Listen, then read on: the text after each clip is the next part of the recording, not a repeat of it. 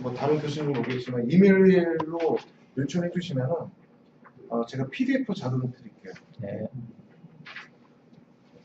자, 제가 마지막으로 이제 윈도우즈 거울이기 때문에 선생님께서 비즈니스를 하시더라도 고객하고 대화하는 통하셔야죠. 그러면 세부적으로 진단 방법은 거기까지 얘기하실 필요는 없어요. 그러나 고객이 요구사항 정리했는데 내가 서버가 버전 못 쓰고 있고 데스크탑 못 쓰고 있다. 그걸 이해를 하고 계셔야죠. 그래서 그걸로 말씀드리도록 하겠습니다.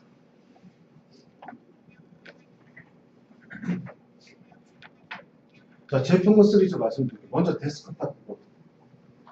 자, 데스크탑 부분을 보면은 요 화면을 보세요. 요 화면을 보시게 되면은 혹시 선생님께서 윈도우즈 파를 한 번이라도 보시거나 사용하신 분, 윈도우즈 파 있으세요? 저 이쪽 강의실에는 윈도우즈 7인데 네, 7. 옆 강의실은 윈도우즈 8이 설치되어 있어요. 네. 네. 요 화면이 바로 윈도우즈 8 화면입니다. 네. 윈도우즈 8. 자, 윈도우즈 8은 현재 2014년 7월 기준에서 8.1 버전까지 나왔어요. 8.1 버전. 그리고 올해 Q3나 Q4에 8.2 이상의 버전 마이너 업그레이드를 했는데 선생님들 윈도우즈 8 쓰시면 불편한 게 뭐가 있어 느끼시죠? 7하고는 체제가 좀 많이 다르더라고요. 진짜 많이 들어죠. 네. 네. 그래서 익숙해지지가 않으니까 어디 뭐가 갔다가 더 익숙하지 않습니까? 그 하나가 딱 있는데. 그건 잘 모르겠어요. 이렇게. 선생님 한번 있을 텐데. 시작 버튼이죠. 네, 시작 그냥 버튼. 바닥에 다 있어. 요 네. 맞아요. 근데 저는 익숙해져서 네. 저는 이제 그 단축키를 사실 외우면 돼요. 근데 웃기죠. OS 익숙하게 또 단축키를 또 외워야 되는데 이 복잡한 세상에 선생님들 하고 나는 일도 많은데 단축키를 외워야 돼? 근데 외워야 돼요. 안 외우면은 이게 들어가는 게 어려워요. 쉽게 안 나옵니다. 익숙해지면 알아가는데 단축키면은 바로 시스템 종료나 할 수 있어요. 이 윈도우즈 8이 왜 그렇게 개발한다면은 빌 게이츠에서 스티브 발머로 가면서 마이크로소프트가 지금 전 세계적으로 시장성이 예전에는 PC로 해서 할 때는 굉장히 빠르다가 한 발 앞서가는 기업, 네.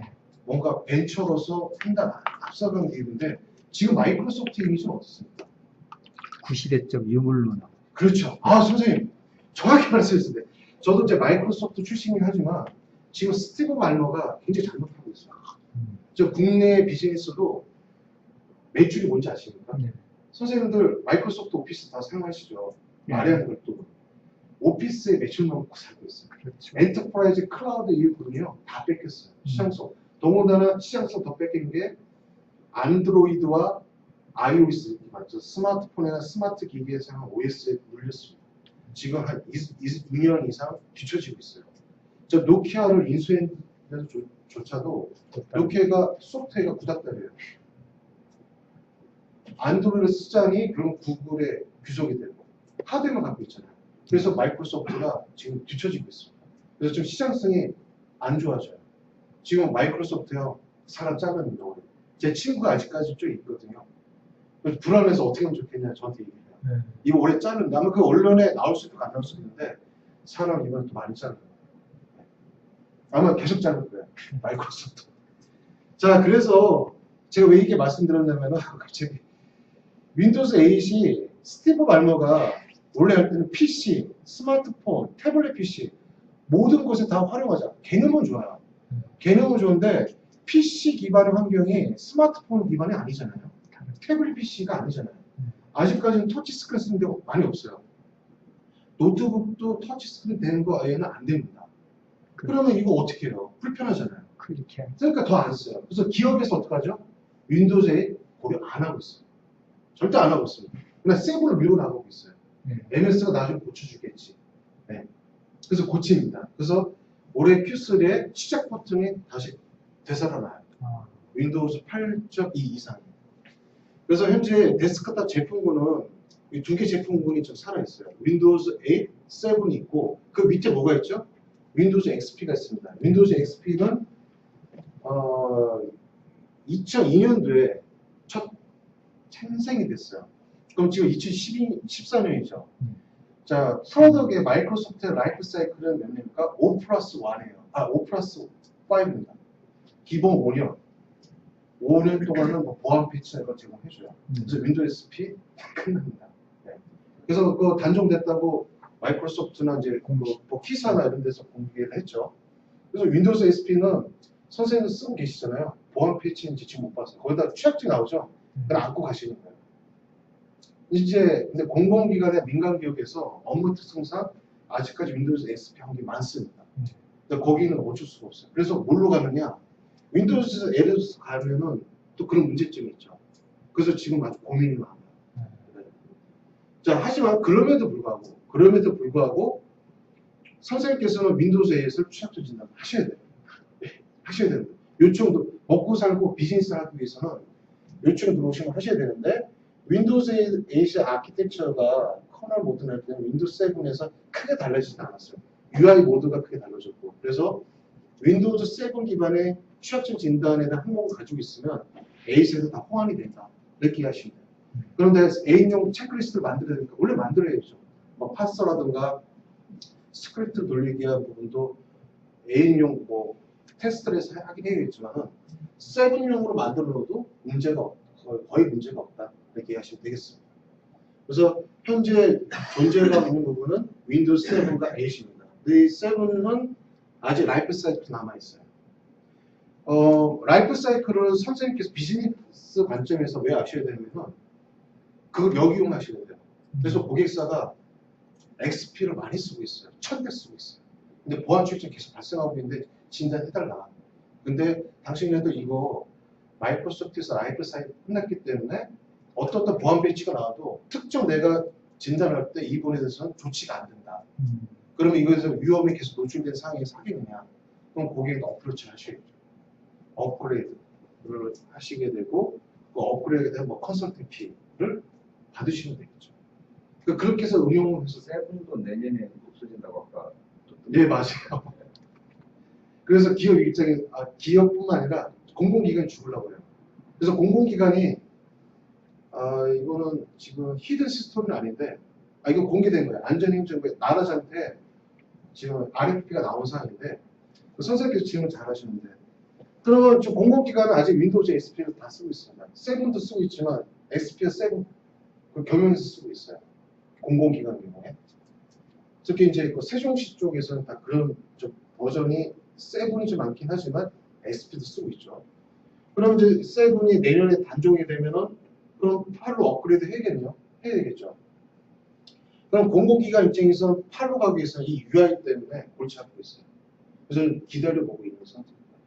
만약 그게 안 되면은 개발 업체를 통해서 시작 코팅이나 그 애플리케이션에서 활용할 수 있게끔 그거를 개발을 아마 요청할 거예요. 프로그램 나와 있어요. 딱 따라보면 시작부터 나오고 어디요? 떠 있어요. 여기도 활용 예. 프로그램을 딱 깔아갖고 돌려놓으면은 예. 언제나 이렇게 인도 7처럼 시작부터 그거는 현재 유틸리티가 있어요. 네. 그거는 이제 마이크로소프트 거는 아니고요. 네. 공개용으로 해서 이제 쉐어웨어, 프리웨어가 있습니다. 프리웨어도 있고요. 그 다음에 그러니까 쉐어웨어에서 기능이나 기간에 제약이 있고 돈을 주면은 정식 버튼을 쓰게끔. 저도 일부 그렇게 했다가 뭐 테스트 해본 적도 있는데, 근데 그거는 이제 편법이죠. 근데 그거는 결정은 누가 해야 되냐? 그걸 쓰고 있는 기관이나 민간 기업에서 결정해야겠죠. 근데 그게 지금 이슈예요. 네. 근데 그걸 하려면은 그런 툴을 해야 되는데 프로에는 못 씁니다. 기업에서.